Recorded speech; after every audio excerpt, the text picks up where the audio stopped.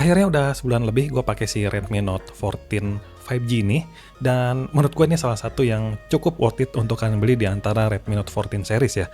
Mungkin lebih tepatnya daripada kalian beli yang 4G, mending langsung beli yang 5G aja minimal. Soalnya beberapa kekurangan di varian yang 4G itu udah cukup dilengkapin di versi yang 5G nih. Salah satunya adalah lensa ultra wide, yang entah kenapa di varian yang 4G itu lensa ultra wide-nya malah dihilangin gitu. Nah, di varian yang 5G, lensa ultra wide-nya ada. Nah, yang pasti nggak cuma itu aja yang bakal kita bahas. Nanti kita bakal bahas lebih lengkap lagi di video kali ini, dan gimana kira-kira impresi gue selama sebulan pakai HP ini.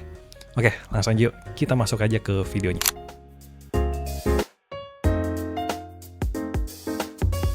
Desainnya entah kenapa nih, gue suka banget. Bagian belakangnya dia agak melengkung di keempat sisinya. Beda sama Redmi Note 14 4G yang bener-bener kotak. Varian warna yang gue punya ini namanya Coral Green. Ada juga Lavender Purple sama warna Black. Tapi yang Black menurut gue agak kurang menarik. Kayak biasa aja gitu, ya nggak sih? Tapi ini ya soal selera aja ya. Di varian warna ini gue suka. Dia kayak ada pola yang membentuk shape kotak. Jadi nggak bosan aja gitu kelihatannya. Masih ngomongin desain, di bagian bawah kita bakal nemuin port USB-C, lubang speaker, SIM tray, sama mikrofon. Di bagian atas ada speaker lagi, soalnya dia udah dual speaker. Ada jack audio, mikrofon, dan sensor infrared.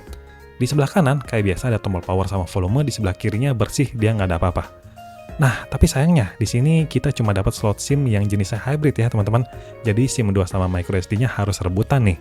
Tapi kalau kalian ambil memori yang 512GB, harusnya aman gak sih?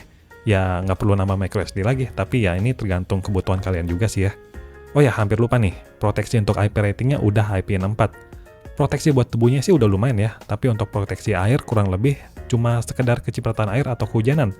Ini udah aman harusnya, tapi jangan sampai nyebur atau tenggelam ya, proteksinya belum sampai ke sana.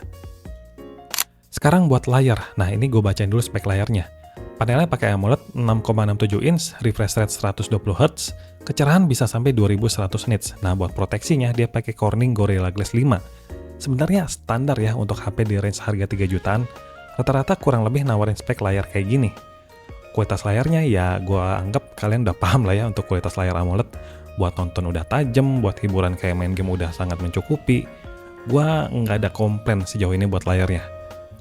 Pas gue cobain bawa keluar ruangan juga udah enak banget, layarnya bisa dilihat dengan jelas, jadi nggak terlalu gelap.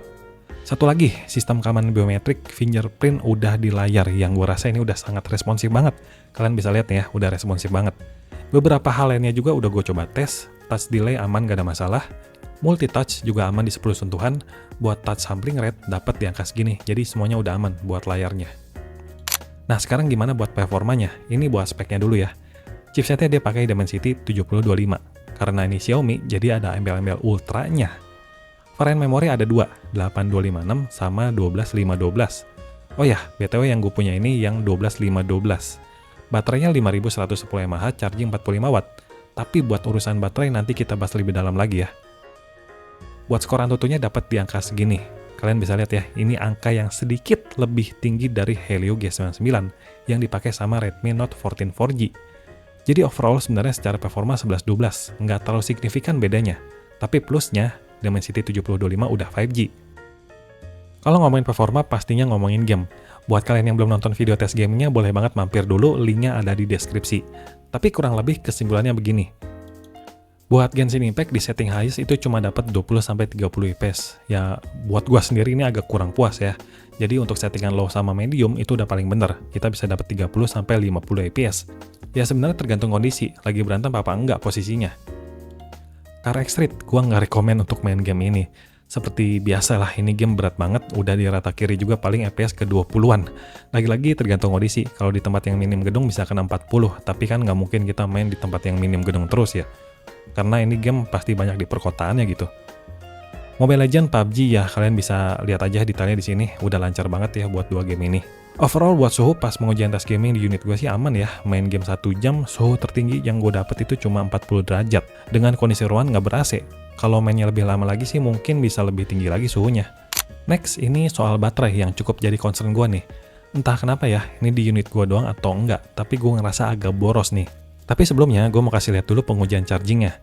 Dengan charging 45 watt, pengisian dari 1% sampai 100% itu butuh waktu 1 jam 44 menit. Tapi kalian jangan ditiru ya, ngecas HP sisa 1% gini kurang bagus sebenarnya. Ini mah emang dasar buat kebutuhan review aja. Nah, buat screen on time, selama 3,5 jam itu dari kapasitas 98% turun ke 36%, yang mana ini cuma buat kebutuhan daily aja, tanpa adanya main game. Jadi cuma buat scrolling sosmed, WhatsApp, sesekali pakai kamera, udah itu aja. Jadi menurut gue pribadi ini agak boros ya, tapi tergantung nih kalau menurut kalian gimana. Atau kalian yang punya HP ini coba boleh share pengalamannya, kira-kira ngalamin hal kayak gini nggak? Baterainya boros apa enggak? Next, kita mau bahas OS-nya nih. Dia masih Android 14 yang dibalut HyperOS versi 1070. Tapi belum tahu nih ya, kapan dia bakal dapat update HyperOS 2.0 yang basisnya Android 15. Tapi yang cukup bikin happy nih ya, update major software buat Redmi Note 14 series itu ternyata 4 tahun. Jadi bakal berakhir sampai Android 18 nanti. Fitur-fiturnya sendiri, gua rasa kalian udah tau lah ya, fitur HyperOS tuh udah kayak gimana. Soalnya udah banyak banget yang bahas. Beberapa special function penting kayak floating window, smart panel juga ada di sini ya. Memory extensionnya juga bisa kita up sampai 12 GB dan AI eraser yang nggak ketinggalan pastinya. Ini lumayan ngebantu banget ya fitur ini buat ngilangin beberapa objek kayak orang misalkan. Ya meskipun belum bisa untuk foto yang terlalu kompleks ya, tapi is okay lah, udah lumayan nih. HP Redmi sekarang AI-nya udah lumayan maju.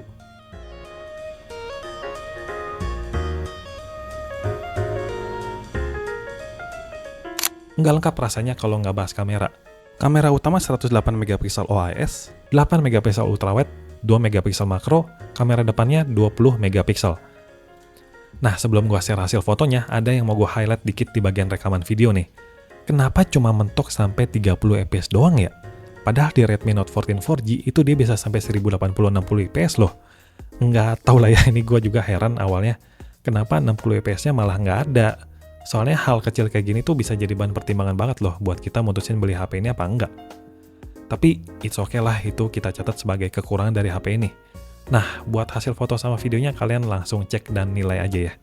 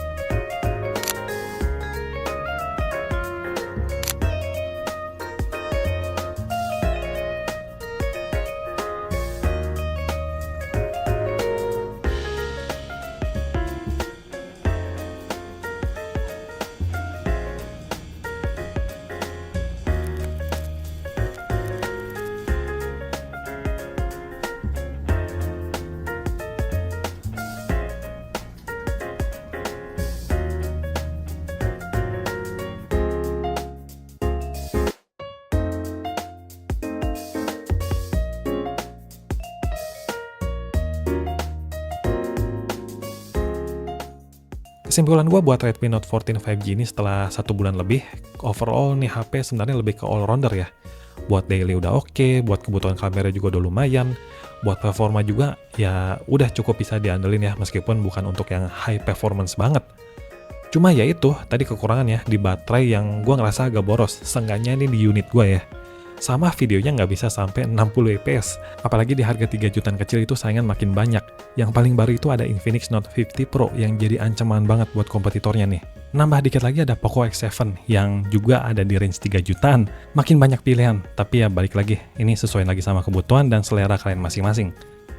Kalau misalnya ada yang kurang atau salah-salah kata, mohon teman-teman bisa bantu koreksi ya. Dan gue mau say thank you banget nih buat kalian yang udah nonton dari awal sampai akhir, dan sampai ketemu lagi di next video.